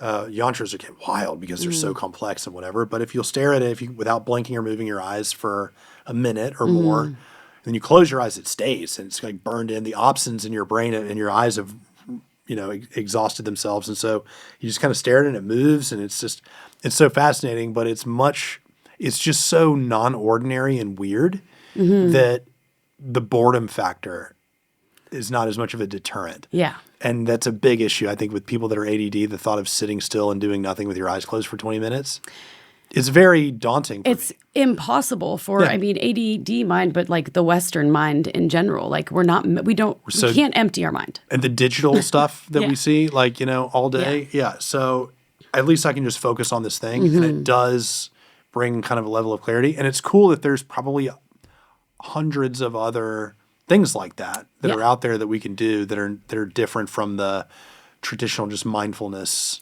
Right. And that's like where, I can't remember what chapter in the sutras it's in, but it's all about like ways to practice meditation, and Tritaka is in there.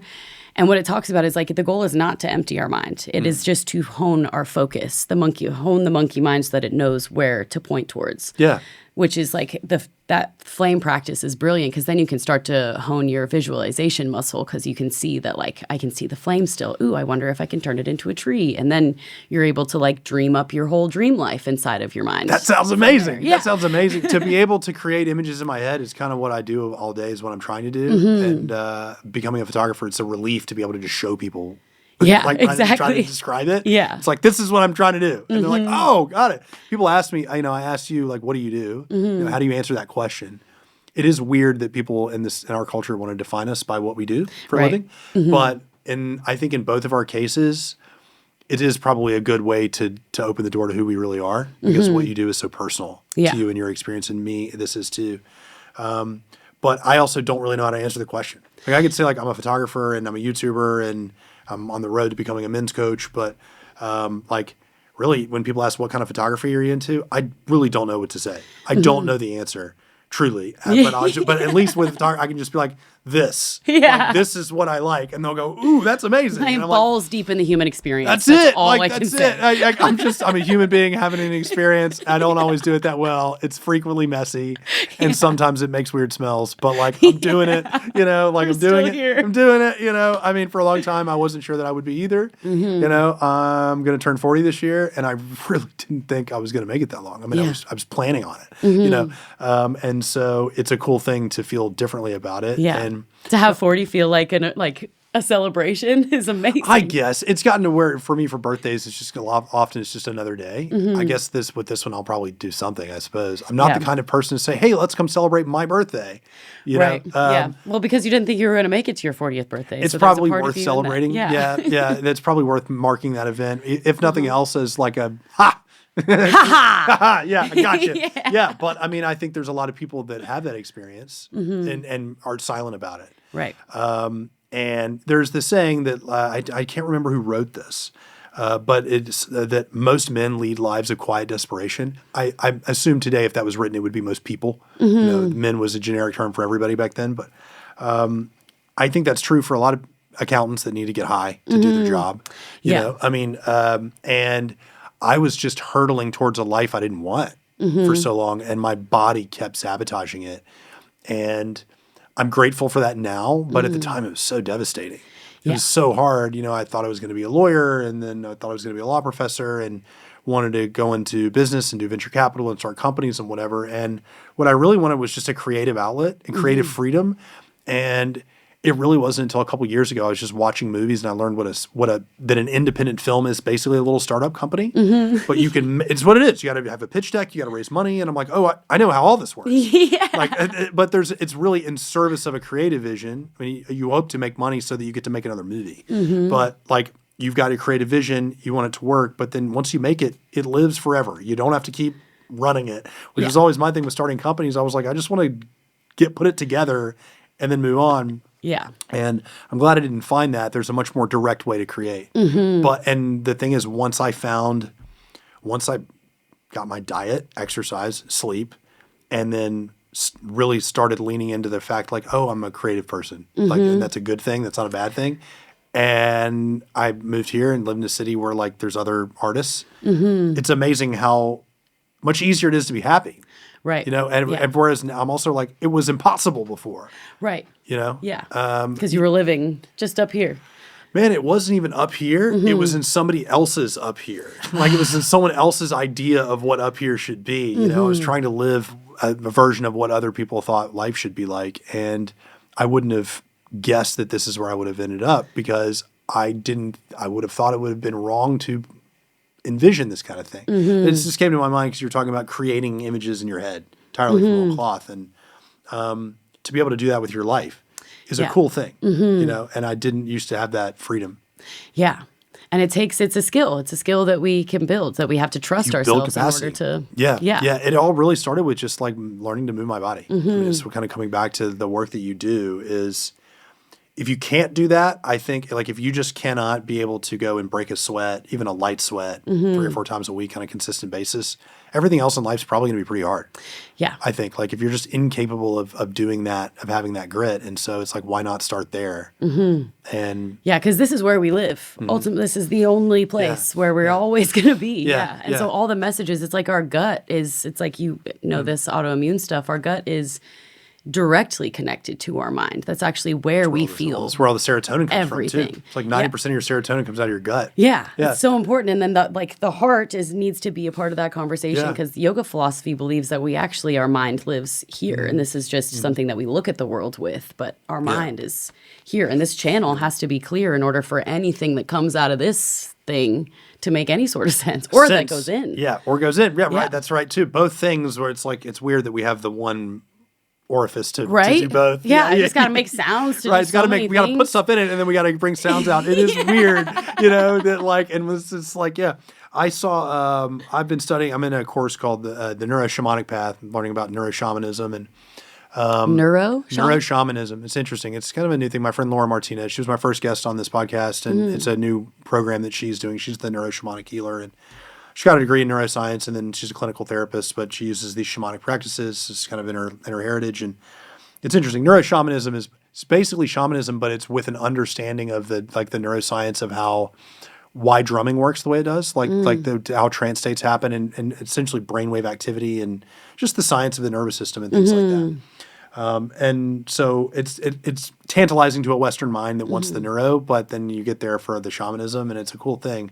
A lot of it is about seeing symbols and it's finding meaning in symbols. Like you were saying about the body heals itself, about like what this part of the quads do. There's a meaning in what the quads do. They're not just these random appendages. Right. And I live out east in the east part of Nashville on like in a rural area, and there's red-tailed hawks everywhere. And they eat birds. It's interesting. And I've got a book on animal symbols. And it says that when you see a bird with another bird in its talons, it's a symbol that you are what you eat.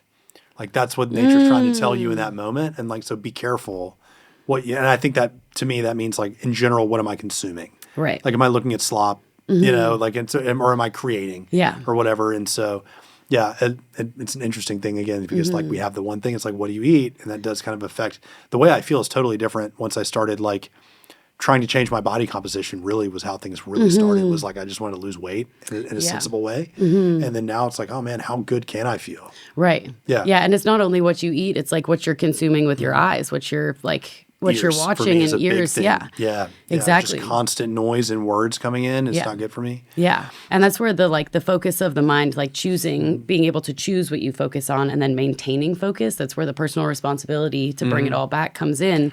Or once you have that superpower and you must choose the thing that makes you feel good, because once you start to feel like, oh, when I watch that TV show, I feel like shit afterwards. Yes. You can't do that thing anymore. You have to be aware though. Like that's the thing. You have to be like my meditation practice my mindfulness practice has given me the awareness, like the information to know like, oh, how do I feel right now? Yeah.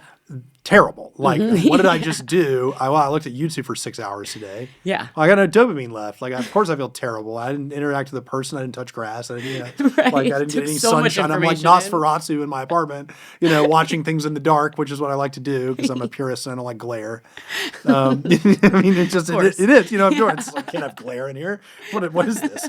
I've been wanting to ask, one thing we haven't talked about almost at all is like body composition at all, or like body image. And I'm wondering how many people will come to work with you that's kind of their goal is to lose weight or gain weight or whatever. And just kind of what are your thoughts on that as a motivation to exercise? Mostly women come to me with like a weight loss desire. I haven't had a lot of men come my way for body composition change. I think that's probably because of the way that I'm oriented marketing wise, that I'm not like an athletic trainer necessarily. For me, I feel like the body composition that changes when you start exercising is just a cool fringe benefit of getting healthy. And like the body tells the truth. If you're doing things that are good for your body will respond in positive ways. Right. I don't think that it's a good motivator to like have a goal of changing body composition unless you're trying to do bodybuilding or like shows or whatever. I don't think it's... Why not a good motivator?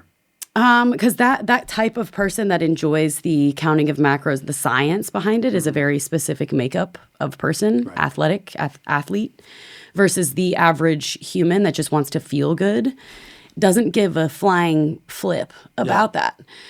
They just want to feel good. And they think that the main goal is that they want to lose weight and look a certain way. But that is not going to be the thing that's going to keep them showing up. Right. Because what actually happens when you're losing weight is like first month in, you'll probably drop a bunch of the shit that you have been carrying for a long time. Water. A lot of water. A lot of water. And maybe a little bit of stuff that was like right on the edge. Yeah. And then the second month, typically you're going to gain a little bit of weight. If you're constantly looking at the scale, you're going to gain a little bit because your body composition is changing, your muscle mass is increasing. You're probably retaining a little bit of water because your body's trying to recalibrate to what this new way is. A lot of women, a lot of people in general will see the number go up thinking that their goal is to lose weight. Right. And fuck, this isn't working. I got to try something else, or I got to do something else drastic. And then they stop. Yeah. Versus the third month comes along, and that's when you start to see actual numbers drop and body composition change. But if that's the goal, and you're out of shape and you hate walking to the end of your driveway, you are not going to stick you're gonna around for stay. 3 months. Yeah. If yeah. that's your goal. Yeah. Well, the 3 months, that seems like really, that's an accelerated time frame. It took me, Well, you're not going to reach your goal weight, but you're going to start to see see change. things. Yeah. I think I started to gain muscle faster. So when you're plus 30% body fat as a man, you can put on some muscle. Like it's just in that environment. It's very anabolic. Yeah. So you're going to see the number go up. Right. Yeah. Well, and so for me, and I was also looking at the number, I have massive fluctuations in body water. 5 pounds a day is no big deal for me. It's more than usual now. But when I was 250 pounds, that's what is it, 2.5% of body weight? Right. It's not a huge swing. And that's one bad day of eating. Yeah. Or like if I overtrain or whatever. So I weigh myself every day now and just kind of look at the averages, but and not take any of the numbers all that seriously. But I've also, for me, it's amazing that people think that the weight matters, because when people tell me, they're like, oh, I want to lose some weight, and I'm like, are you a wrestler? Like, Right. Are you in a combat sport where your weight matters? Like, are you a cyclist, or would you like to look different? Right. Because the stuff that looks good tends to weigh more. Muscle weighs way more than fat, and it's a lot. I think a lot of women don't really grasp that either. They're like, "Oh, I want to lose this weight on the scale," and I'm like, "Well, if you don't eat anything, you don't eat enough, you'll lose weight, but you're not going to look better. You're not going to feel good at all. You're going to feel worse. You're going to rebound and end up weighing more." Yeah. And it is funny how does it feel when people come to you with this goal? I mean, it's getting them in the door, so in the sense that's good. Like, do you feel conflicted at all about like knowing like, okay, this person wants to change their body composition, but like that might not be what's going to get them to stay? I will acknowledge that for myself, but typically it's not far away to find the actual goal that's brought them there. Yeah, they don't necessarily want to look better. They want to feel better about how they look. Yeah, and society has told us that in order for women, especially, smaller is better. I'm more valuable when I'm smaller, so that's going to be my least vulnerable goal to share with you. Right, As the trainer, it's socially acceptable to say, I just want to be smaller. Right. Right. For men, it would be bigger. Probably would be the version of that. Yeah. Do you think that I'm not really super versed in this, but I mean, it seems like there's definitely a rise in body dysmorphia among men. Are you kind of aware? Like, there's this thing called looks maxing. Do you know what that is? There's things people do to themselves that I would describe it as mutilating the body in service of looking and fitting some sort of non-existent, There's a lot of that going on. non-existent ideal aesthetic, male aesthetic ideal. There's this guy, I can't remember. He'll pulverize like his cheekbones with like a fucking hammer before he goes out, so we'll get like the perfect puffiness or whatever. Oh my Lord. Yeah, it's just like a light whatever. And then of course they're doing steroids and SARMs and all this stuff where it's just like you might look different for a year or two, but you're going to die pretty soon or whatever. And it's a sad thing. It's always been women in particular. It's just the way women have always been portrayed in media has to have had that effect on women. But now it seems to also be a problem with men. Yeah. And it's a scary thing because with men, like the shortcut to getting bigger is just to take a bunch of drugs.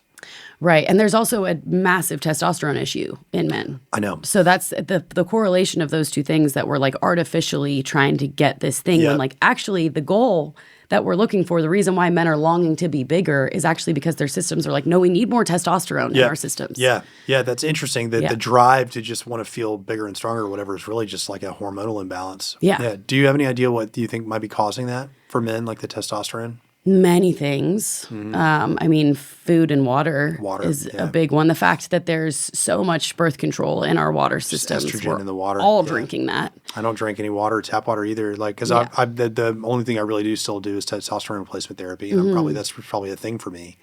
Yeah, but I think that it's also the trauma informed world and the like not allowing men to meet their edges for so long. Yeah, to have to contain things that are masculine. School is like that too. Yeah. Yeah, I mean, there's a lot of discourse lately. Richard Reeves has been writing about like the problem of boys and men, and especially the educational challenges that boys have in particular, because like our frontal lobes are a couple years behind our age peers. They're female, and school's hard for like little boys. Just like it's basically like sit still, do your homework, play by the rules, color inside the lines. It's whatever. Not correct. Women are a lot better at that when they're younger. Because boys are meant to be playing and like wrestling around. The last person I interviewed here was a neuropsychiatrist. He's a child psychiatrist, and he was talking about the obesity epidemic in children. And one of the reasons is that they've eliminated recess from a lot of schools. Can you believe this? There's recess. It's fucking insane.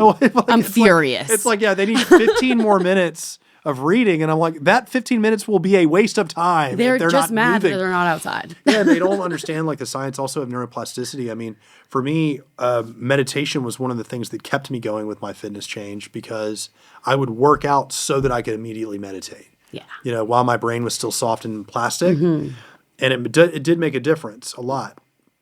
I think like kids should probably have recess right before school and then again at midday.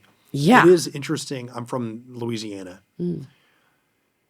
Everybody smells when they go out and play in Louisiana. Like you just stink. Like you're just covered in sweat and moisture and whatever. And they're just going to have to accept that like schools are going to have to be smellier. But like the kids will learn and they'll be calmer and there'll be less like violent outbursts and whatever. And it just we're not meant to be sedentary. No, and especially young boys. Like yoga was developed initially to give like help young boys with discipline. I've heard that about Ashtanga. Yeah. In particular, it was developed to get 9 and 10-year-old boys with ADD to sit still long enough to meditate. Yeah. And it's interesting. I think that's why I like it so much because Ashtanga, to me, the best way I can describe it is it's a discipline that is meant to fatigue the nervous system. Like from doing a lot of weightlifting and knowing what it is to just like crush it with back squats and whatever, and then your hands shake. You know, your hands shake from doing squats. It's like it's because your nervous system's exhausted. And I've just kind of learned different kinds of fatigue, local fatigue, neural fatigue.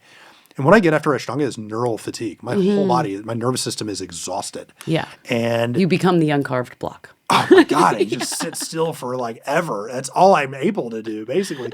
But like, it's a lot easier to meditate when you're not fidgeting. Yeah. Or whatever, you know? And that would be an amazing thing to bring yoga just to schools. Yeah. Or even, you know, for both genders, but just for young children. It's interesting that people don't tend to get into it until they're in their, I assume, 20s. Yeah. Or older. Yeah, it's really for, boys, young boys. What about also Muay Thai too? I mean, if you could bring only one of those to schools, which one would you think would be more important? Muay Thai. Muay Thai. Why so? Because I feel like the way that the world is going is requiring just humanity as a whole to have more grit and more ability to meet edges and understand what safe versus unsafe fire is energetically. So I think that, but I think that both are almost equally important. Yeah. I mean, it's also, do you do a little bit of both in most of your, like when you have a class? I mean, there's like, when I did your Somatic Strength class, what I loved about it was just that there was a very seamless flow, I would say fusion between yoga and then functional strength. And I don't think I did any Muay Thai in that class, but there was stuff I'd done from CrossFit that was like the fun stuff for me. Yeah. That was not the calisthenics. Calisthenics was the fun stuff, but we would be in it like in a yoga flow and then would get up and do another thing and come back to it. And like, that's cool. So it's also a way where like you can kind of not give people a choice. It's just like you're going to do some kickboxing and some yoga. And yeah. That's my favorite. I think I learned that most at Mayweather when I didn't agree with their programming at all. And so I just taught my own class and learned how to like trick those people into doing yoga. Where after a couple weeks, they were like, "Wait, are you having us do yoga at the end of these classes?" I'm like, I am. You're breathing and you're moving at the same time. One of my best friends of my life, I moved to Colorado with him, was a college football running back when he was younger, and then it's just a lot of pain from doing that. But also anybody that like that position on the team, that's always a freak athlete. It's probably the best athlete on the team usually. Yeah, because they're big and they're fast and powerful and. He got into doing yoga. It's kind of similar to story like Ricky Williams. He got into yoga and Ayurveda and just wanted to heal the body and the knees and joints. And he did that for a while. And then some years back, he got into martial arts, MMA. And I was just talking to him about the parallels. And he was like, dude, having a solid base, like being a yoga instructor and having a daily practice, such an incredible base for jiu-jitsu. Yeah. Like the mobility of it and just the body awareness and things balance, like that. All of it. Yeah, balance. Yeah, I imagine that's huge on Muay Thai because how often you're on one foot. Yeah. You're on one part, just a part of one foot. Yeah. Yeah, and that also translates into all of life. How can you stay powerful and strong and balanced and loose enough to get the fuck out the way if you need to? Just agile, nimble. Yeah. Could you see yourself ever like going and studying Muay Thai like abroad, like in Thailand? I would love to, but I also don't believe that that's super fighter territory, and I don't know if it would be transferable to what you're doing so much, and I don't know if I would be received as well as I would like to be. But that is also my own fear. Yeah, that's true. That's true. Yeah. But the Muay Thai camps that I've seen in Thailand are just incredible. Yeah, but those are some intense, real fighters, and I have never and will never have any desire to fight. Yeah, you're not actually wanting to compete. I was going to ask that earlier. And the people that you're training are not competing either. It's like martial arts for life. Yeah. Yeah, it's like learning to be like a fighter, a warrior in your life. Yeah, exactly. Yeah, these punches aren't coming back at you. You just get to throw them. That is cool. You know, there is something though. I don't want to get hit in the head. Like brain health is too important to me. That was my thing with Muay Thai. I was like, and then at a certain point, I think if you're trying to build a skill and that's all you really care about there, you need to spar because otherwise, like there's a saying. I was thinking on the way here, Mike Tyson has this saying: everybody has a plan until they get punched in the face. Yeah, and it is kind of like that, like making a movie or like just like. Anything, I was thinking about that in regards to this. I was like, I could plan and have like a list of questions or whatever to ask you. I wouldn't be paying attention to the conversation. I mean, worried about my next question. Yeah. I mean, I got this feedback. I mean, so it's like I kind of have an intention behind what I'm going to do. And medicine works like this too. Like I have an intention behind what I'm going to do there, but I'm not going to try to predetermine how things are going to go because it's a waste of time. I got some feedback here just about my style of interviewing and like listening to people, which I'm like, I think that's kind of the point of what I'm trying to do. But that there are apparently other people that'll like ask a question and someone will go into some horrible existential story about how they lost their father at a young age or whatever. And then the interviewer will just go, so what do you have for breakfast? Like, it's just like, don't do that. No. I mean, well, it's like one of the benefits of I get to pick who I talk to. Yes. So I'm already interested, before I already have an idea of what it is that I find about you that is fascinating. And it has been really cool to sit down and talk with you about like, it's nice to talk to people who, again, don't really have like, they don't have the one box that they fit in. And that's how I start basically every podcast now is just ask people like, if you're at a cocktail party and someone turns to you and says, so what do you do? How do you answer it? And then there's the second question of like, and what do you really think about like who you are and what you do? Because it is weird to have to explain like on my Instagram bio, I've got like, this is the things that I do. I think mine says contemplative creator, YouTuber, photographer, and human being. Like, a human being, I'm a subjective experience having itself, I don't know. Like, but people want to locate you in the economy, basically. Like, what do you do? Yeah. And it's cool that I think that people like us defy that.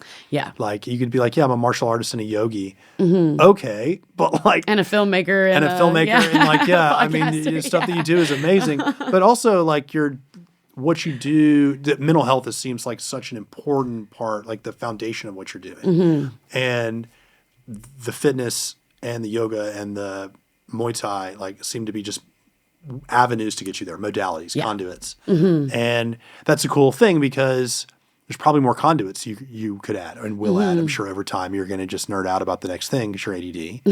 And you're going to find your next obsession. You're going to find an obsession. Yeah. You're going to be like, oh my God, this is amazing. And it'll make sense. It's been a challenge for me to figure out that like, it doesn't have to be coherent to other people. Right. I just need to do what I can't stop thinking about. Like photography was a side quest for sure. I just started shooting because I wanted to be a filmmaker and I didn't think I was going to be any good at it. And I wanted to practice. And now it's become its own thing. Yeah. And I kind of also want to do coaching, like life coaching, not like athletic coaching. And to me, I'm like, there's a synthesis there. Like there's something about being seen that's healing for people. It's a different experience for men versus women. And that's fascinating to me. And but the idea that like I could heal something in someone or maybe like in the culture by taking their photograph. Yes. And portraying them in a certain way. That's cool. And it makes no sense. Like no one would set out to do that. Right. I wouldn't have. Yeah. I just was doing it because it's just kind of what I think about when I'm not pressed for money. It's how I spend my time. Yeah. And so it's a cool thing for you. The way you described your journey of like starting with just kickboxing and kind of saying it saved your life, then burning out on it and finding yoga, which is that makes a lot of sense that progression would happen that way. That, like you've done the yang and now you've found the more the yin and then to bring them together. Yeah. Yeah. And all in the realm of mental health. It's a really unique and wonderful and beautiful journey. And it's been a really cool experience to just be able to sit down and talk with you Yeah. about it. Yeah. Thank you so much. Oh my gosh. Thank you. This has been so good. Yeah. Yeah. I'm looking forward to, we're going to have to come back and go to your gym. Yeah. Yeah. And do some stuff there. Absolutely. Just to show, it's just a really cool space. Yeah. Yeah. It's sweet. Yeah. And that would be great. Yeah. How long have you had it? Just since January. So going on 5 months. Yeah. For people that are in Nashville that have made it this far, where is it? It's across from the Adventure Science Center. And that's in Wedgwood, I'm not going to say the address now, but yeah. Okay. Wedgwood, Houston area. Yeah. And on Saturdays, every Saturday morning at 9:30, I have a class open to the public, and now a Monday evening class at 6:30. What is the Monday evening class? Muay Thai focused. Muay Thai focus. Monday evening at 6:30? Yeah. Okay. And then the Saturday morning class is what? More just strength-based yoga, the workout for people who hate What do working you out. call these classes? Somatic Saturday. Somatic Strength? And Saturday? then Okay. Movement Monday. Movement Monday? I think, but Muay Thai Monday. I've also seen Devotion Dojo. Is that something different? Yes. Yeah. So that is, I've been kind of just trying to figure out how best to serve people and what works best. My ideal would be 5 of the same people walking through a process for 3 months together, which is what the Devotion Dojo is. But it's a very wonky time to be a person in this world, and hard to commit and hard to know what even tomorrow's going to look like. Yep. So instead of that, or leading up to that, potentially the Monday night class is kind of the Devotion Dojo low stakes buy-in. So instead of like committing to 3 months, you just come once. Yeah, I'm sure you'll have some like regulars and or people that are going to want to deepen their practice, and that'll probably be a seamless transition. Yeah. It is all regulars anyways, so I'm basically doing the things. It's like what you said, like I have the intention of what I want, and how it all looks in form is not up to me. Yeah, that's beautiful. Yes. That's beautiful. Well, there's a flow to it. It's like you said, it's going back to what you were saying about it. The way you like your practice, your yoga practice is you need that flow because there's a freedom and an allowing. Yeah. Like letting something happen rather than making it happen. And that's been a cool approach to life for me. Like I've been finding I'm still really imperfect at it, but I'm, the more I try it, the better it works. Yeah. It's like the law of attraction thing, ask and it is given. And there's this middle part in between where we just must be patient and trust and not get too on our mind about the fact that it's not happening yet. Yeah. I mean, letting go of outcomes in general for me. I mean, there's this book, The Creative Act. You know it? Yeah, okay. Yes. Yeah. People that know it have that response. People that don't, when they just stare at you blankly, they're like, dude, you don't know about The Creative Act? Yeah, you haven't read it. Yeah, there's that one. It's Rick Rubin that wrote it. I listened to it. It's because he's got a little bell at the end of every chapter. It's like a meditation prompt. Wow. I mean, it felt like reading a meditation. So I just do one chapter at a time. I used to do it on the way to film school. I would just listen to one chapter, and then he'd ring a little bell, and it'd be 3, 4, or 5 minutes or whatever, and then I would just think the rest of the ride. And there's a line in it from the Bhagavad Gita, which I think I just need to listen to the Gita now. It's way shorter than the Creative Act. But it's from the Bhagavad Gita, and the phrase is basically, we're entitled to our work, but not to the merits of our work. Like we're not really entitled to any particular outcome. All you're entitled to is the input. Yeah. Like you get to choose what inputs you want to put in, but then there are things that are likely to happen. Like you said, like body composition is the ultimate lagging indicator of your lifestyle. It just is. It's kind of like grip strength. Like there's no way to fake that. Right. Or VO2 max. Like you can't hack that. You just over time, your lifestyle becomes a weighing machine on what you're going to look like. But still, you can't like guarantee that your particular body part is going to look a certain way or whatever, and or that people are going to feel a certain way about the way you look. Right. Like you're not going to get that guy or girl or whatever, by getting the biceps that you think that, it just doesn't work that way. But you can put the time in, and you can make meaning of that, and that's your gift. That's our gift.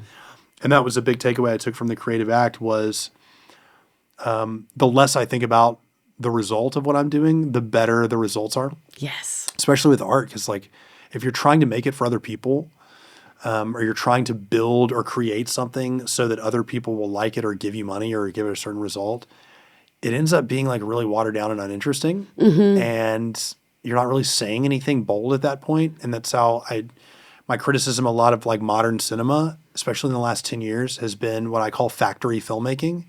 And it's just movies by committee. Yeah. It's how can we appeal to everybody, and they appeal to nobody, and they suck. Yeah. And things are changing, unfortunately, in that realm, but that's also life. You just can't please everybody. Right. And there is this thing for me lately, and it sounds like for you, of just like letting life blow you in the directions where you're feeling it. And if you're in tune with what's going on inside, you ordinarily can hear the call, or at least you don't ignore it. Yeah. You don't just live with something being wrong. Absolutely. Life, right? Yeah. You stay in devotion to the things that feel good and the things that are in alignment. And the more you do that, it all just works out. Yeah. And it doesn't mean it's not hard and painful along the way, but yeah. But then again, like as long as that goes back to responsibility. If you chose that hard, at least you have a choice. Probably prayed for. You're gonna have hard. Like if you don't do anything all day and you have no responsibility, your life's gonna be really, really hard. Like, you know what I mean? Yeah, exactly. Or if you do hard things every day, your life can be easy. And you get to choose which kind of hard you want. Yeah. Basically, like we all have that choice. Yeah. Is provided we have the capacity to choose, hopefully, the better kind of hard. Yeah. So Yeah. I'm really inspired. Me Literally. I freaking breathed in too. a lot. I'm about talking with you. And I definitely feel like, if nothing else, I'm like, yeah, I think it's time for me to start working with my anger and coming to do some Muay Thai with you. Amazing. So I'll see you Monday night. I think you will. Yeah, I need to check my calendar and like literally make sure I can do it. But it's Monday at 6:30. Yeah, I think I did. I committed to ecstatic dance in this room, and that was really paid off for me. Yeah. And I think that feeling the freedom of that kind of movement, I'm probably ready. And my hips are so much healthier now after 2 years of yoga and calisthenics and even CrossFit too helps with that. So it's like, yeah, it's time, but really it's like the anger piece. Yeah. I need to get right with that because I've started to think a lot of the issues I have with my body or my autoimmune stuff is just trapped anger, holding on. Yeah. Yeah. Retention. So yeah, I'm really, really glad that we connected this way and I've got to know you so well. And this has been so fun. So thank you so much. Yes. Thank you. I'll see you in the dojo. Absolutely. Yeah. Absolutely. All right. Thank you. And that's a wrap.